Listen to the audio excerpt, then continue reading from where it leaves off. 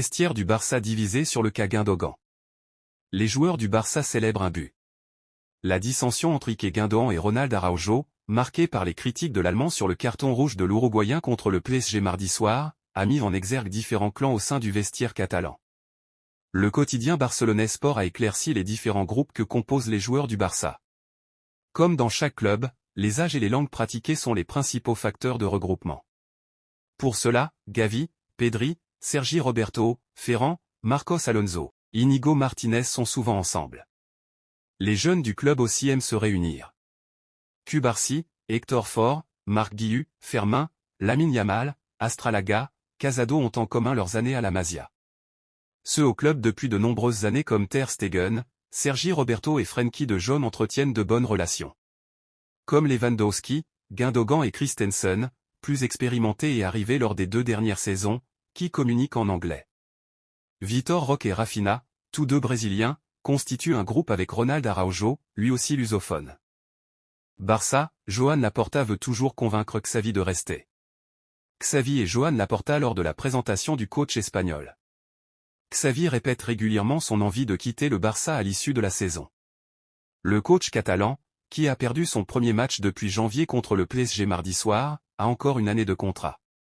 Son président, Joan Laporta, veut toujours le convaincre de rester.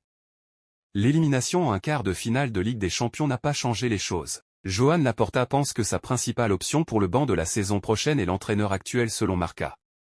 Xavi semble toujours camper sur ses positions. Si l'entraîneur du Barça ne continue pas, le club se tournera certainement vers Rafa Marquez. L'entraîneur de la réserve catalane avait annoncé publiquement en janvier qu'il ne s'opposerait pas à une telle proposition. Les journaux catalans pensent d'ailleurs qu'il est le favori à la succession de Xavi. Le Barça sanctionné par l'UEFA. Pedri après la défaite contre le PSG. Avant le choc entre le PSG et le FC Barcelone en terre parisienne, les supporters catalans en déplacement avaient été à l'origine de quelques incidents. Il y avait ainsi eu des comportements racistes, ainsi que des problèmes avec des engins pyrotechniques. L'UEFA a donc sanctionné le club barcelonais, éliminé au retour. Le Barça écope ainsi d'une amende de 32 000 € pour les raisons citées ci-dessus. Il devra aussi contacter le PSG dans un délai de 30 jours pour régler les dommages créés par ses supporters. Enfin, l'UEFA a aussi imposé une interdiction de vendre des places de visiteurs à ses supporters pour 1 an, avec sursis. Plutôt léger, au final. FC Barcelone, Ronald Araujo pose un gros problème. Araujo. En première ligne après l'élimination du Barça face au PSG en Ligue des Champions, Ronald Araujo est au centre des débats au sein de son club. Mardi, Ronald Araujo a vécu une sale soirée. Après avoir réalisé une belle partie au Parc des Princes la semaine dernière, l'Uruguayen est totalement passé à côté du rendez-vous face au Paris Saint-Germain mardi soir. Titulaire dans le 4-3-3 mis en place par Xavi, il avait plutôt bien démarré, se montrant très agressif face aux attaquants franciliens. Peut-être un peu trop puisqu'il a commis une grosse faute sur Bradley Barcola à l'entrée de la surface. Résultat, il a été expulsé par l'arbitre et a laissé son équipe à 10 contre 11 alors qu'elle menait 1-0. La suite, on la connaît. Paris a marqué 4 buts et s'est qualifié pour les 1 demi-finales de la Ligue des Champions. Une terrible déception pour Araujo, qui a ensuite été pointé du doigt par son coéquipier Ilkay Gundogan. Je suis déçu, très déçu. C'était entre nos mains et nous l'avons donné au PSG. Nous le leur avons donné de la manière la plus simple. Araujo, c'est difficile à dire. Mais dans ces moments cruciaux, il faut être bien sûr quand on intervient, quand on va chercher le ballon, je ne sais pas s'il touche le ballon ou pas. Un déballage sur la place publique qui n'a pas été du goût de plusieurs joueurs catalans, dont Sergi Roberto et Jules Koundé, qui ont réagi sur les réseaux sociaux. De son côté, Sarah Gundogan, l'épouse de l'Allemand, a défendu le milieu de terrain sur Instagram. Barça, Joan Laporta veut toujours convaincre Xavi de rester. Un départ cet été? Discret depuis l'élimination, Araujo est finalement sorti du silence hier pour évoquer cette polémique. Je préfère garder ce que je pense pour moi. J'ai décodé des valeurs qu'il faut respecter. Une réponse sèche qui n'arrange donc pas vraiment les choses. Mais Mundo Deportivo explique que Gundo s'est exprimé devant le groupe pour indiquer que son but n'était pas de critiquer ou blesser quelqu'un. Le média catalan ajoute qu'il ne s'est pas encore expliqué avec l'Uruguayen mais qu'il est prêt à le faire si cela est nécessaire. Au centre des débats depuis le match de mardi, le cas du défenseur uruguayen est aussi discuté en interne selon Sport. Ainsi, Le média espagnol explique que son avenir divise au Barça. Le président Joan Laporta veut continuer d'avancer avec le joueur, dont la priorité est visiblement de rester en Catalogne où son contrat court jusqu'en juin 2026. Mais en cas de prolongation, les culés devront mettre la main à la poche et augmenter significativement son salaire.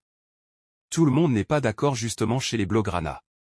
Sport indique que plusieurs dirigeants sont prêts à ouvrir la porte et à le vendre cet été. Si une offre atteint ou dépasse les 80 millions d'euros, ils souhaitent dire oui. La Premier Ligue et le Bayern Munich, qui le suit depuis des mois, sont la cible du FCB. D'ailleurs, Esport 3 indique que les représentants d'Araujo négocient avec les Bavarois. Le cas Araujo va encore poser des problèmes au Barça, qui est totalement divisé sur son avenir. PSG, Ousmane Dembélé a motivé les troupes contre le Barça. Ousmane Dembélé en action avec le PSG. Barcelone. 1-4 Paris Saint-Germain. Élu homme du match contre le Barça, Ousmane Dembélé a brillé lors de la rencontre. L'ancien joueur du Barça a eu un comportement de leader sur le terrain, en demandant régulièrement le ballon et en essayant des choses sur le plan offensif.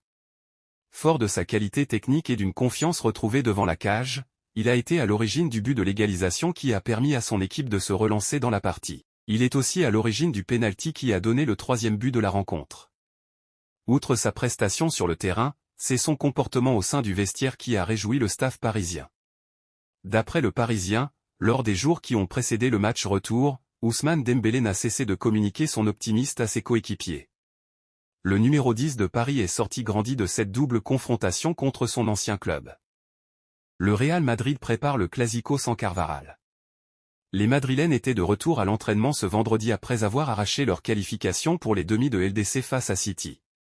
Après une journée de repos accordée hier, lors du retour de Manchester avec la joie d'avoir éliminé Man City au tir au but, les joueurs étaient de nouveau sous les ordres d'Ancelotti. Le Real Madrid se prépare maintenant pour le match face Barcelone au Bernabéu, match lors duquel l'équipe d'Ancelotti peut frapper un grand coup et prendre une avance quasi définitive dans la course au titre en Liga. À Valdebebas, l'attention s'est portée sur Vinicius et Carvajal, qui ont passé des examens médicaux après le match à Manchester, lesquels ont confirmé qu'aucun d'entre eux ne souffrait d'une blessure musculaire et que l'inconfort qui a conduit à leur remplacement pendant le match était principalement dû à un effort physique et à de légères surcharges musculaires. Le Brésilien s'est exercé normalement aux côtés du reste de ses coéquipiers lors de la séance du jour. Dani Carvajal en revanche a travaillé à l'écart du groupe mais le staff reste confiant quant à la possibilité d'avoir récupéré à temps pour jouer le Clásico dimanche. L'Espagnol souffre pour le moment d'une gêne musculaire. Carvajal est resté entre les mains des physiothérapeutes ce jour. Après avoir suivi un traitement de récupération, il sera testé sur le terrain demain avant que soit décidé s'il est en condition de participer au choc contre Barcelone. Les sensations sont tout de même rassurantes et l'optimisme est de mise. Outre Carvajal, Thibaut Courtois et David Alaba n'ont pas participé à la séance, car ils sont restés dans les installations pour suivre le plan de récupération de leur blessure au genou. Ce sont les deux seules absences confirmées au moment où les Merengues s'apprêtent à disputer la phase décisive de la saison.